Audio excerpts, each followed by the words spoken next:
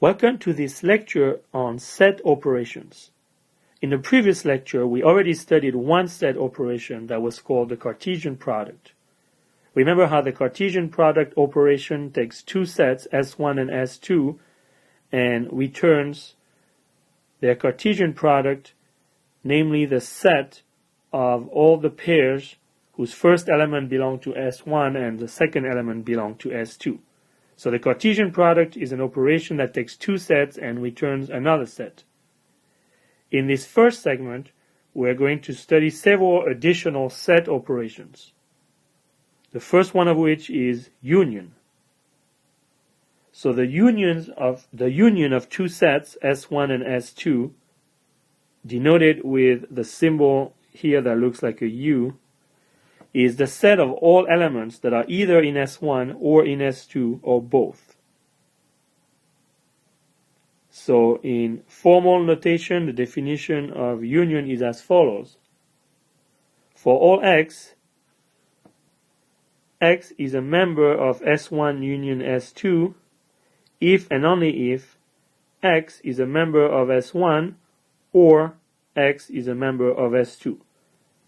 Notice the definition uses regular disjunction or inclusive disjunction to allow for x to belong to both S1 and S2. Now let's illustrate this definition using our set diagram. Remember, we draw the universe, the set of all the elements we're considering at this point, with a rectangle, let's call it U, and then we draw a circle inside the universe to represent the set S1. Inside that circle are all the elements that are in S1, and outside of the circle are all the elements that are outside of S1. Then we need a second set S2. Let's draw it with another circle. And now the question is, what is the union of S1 and S2?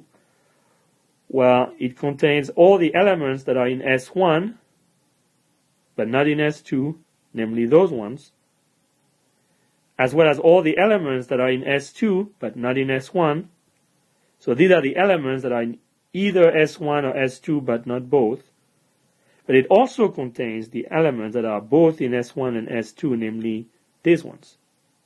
So this kind of diagram is a very common way of representing set operations. By the way, these are called Venn diagrams. And this is the Venn diagram for the union.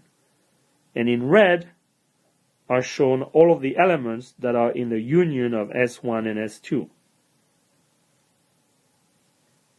Now, if I were to surround all of the elements of S1 union S2 with a single shape, it would not be a circle anymore.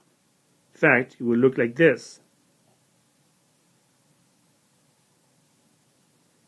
So this concludes the Venn diagram for the union of sets S1 and S2. Now let's consider a concrete example. Let's look at two sets that we already looked at in the previous lecture, namely S1 and S2. And let's compute their union. Remember, by definition, all of the elements of S1 are going to be in the union of S1 and S2. So remember that the union of two sets is a set, and remember that all the elements of the first set can already be copied into the union. Now to complete the union, all we need to do is go through the elements of S2 and add them to the union as well. So the first element of S2 is 0, therefore we add it to the union. The second element is 1. Now we need to be careful because 1 is already in the union since it belongs to S1 as well. Therefore, we do not want to add 1 to the union. That would be a mistake since a set can only contain one occurrence of each of its elements. Similarly, 2 cannot be added to the union since it's already in there. But 3 is new. Remember, this is the singleton set containing 3, not the number 3. So 3 is a new element that is not in the union. Let's add it. And finally, the last element of S2 must also be added to the union. And this concludes the union set of S1 and S2. Notice how the cardinality of S1 is 6, the cardinality of S2 is 5. Therefore, we know that the cardinality of S1 union S2 is going to be 11 or less.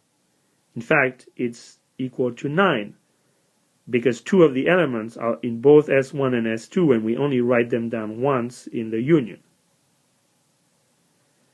Now, let's consider another union, namely the union of the empty set and S1.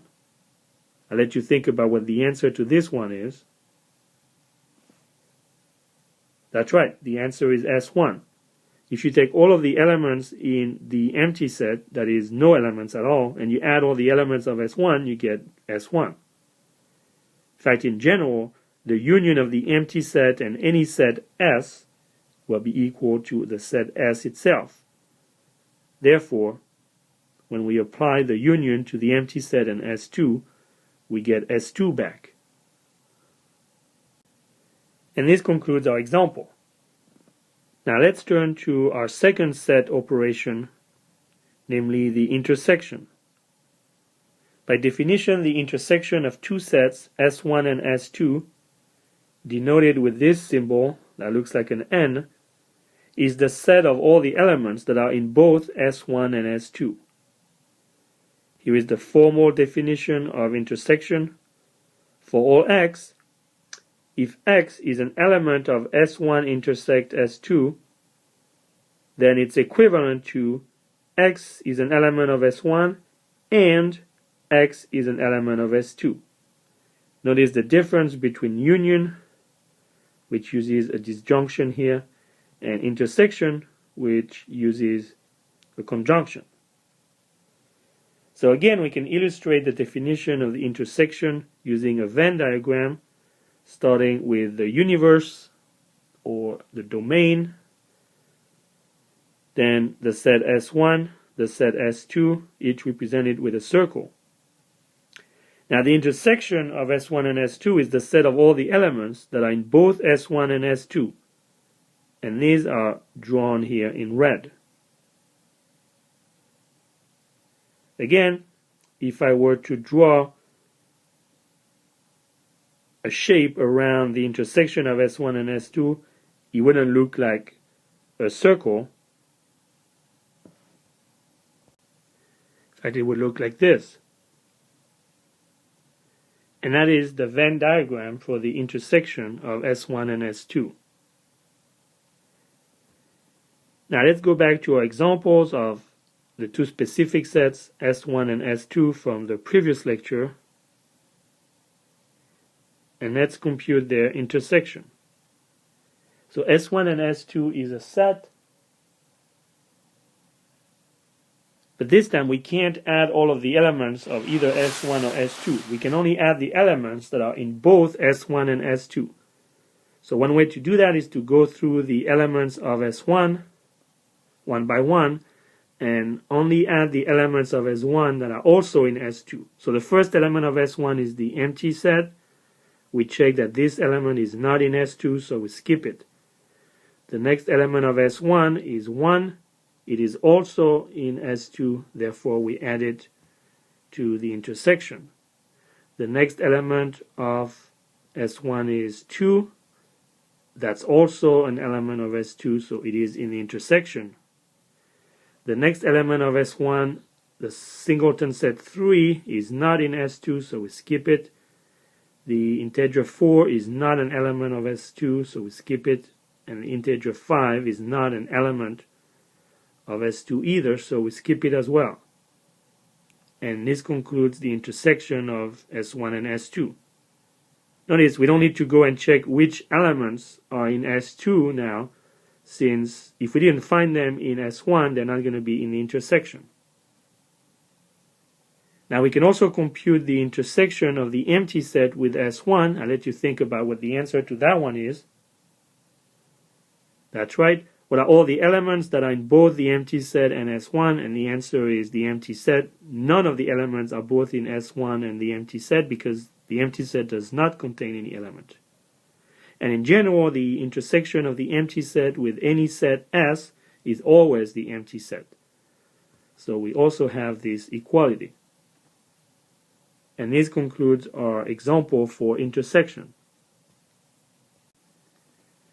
Now let's conclude this segment with our last definition. We say that two sets are disjoint if their intersection is empty. Notice this is not really a new set operation. It is not an operation that produces a new set out of two given sets. It's just a characteristic of two sets of being disjoint. So, how to represent this situation with a Venn diagram? Well, we still have to start with the universe. Then we draw a circle for S1. But now, if S1 and S2 are disjoint, that is, their intersection is empty, that we must draw S2 in such a way that the two circles do not overlap. They don't have an intersection, or rather the intersection is empty. So here is the way to draw the situation where S1 and S2 are disjoint in a Venn diagram. Now if we go back to our example, we can infer right away that S1 and S2 are not disjoint because their intersection was computed earlier here and it is not empty. So this concludes our first segment on set operations.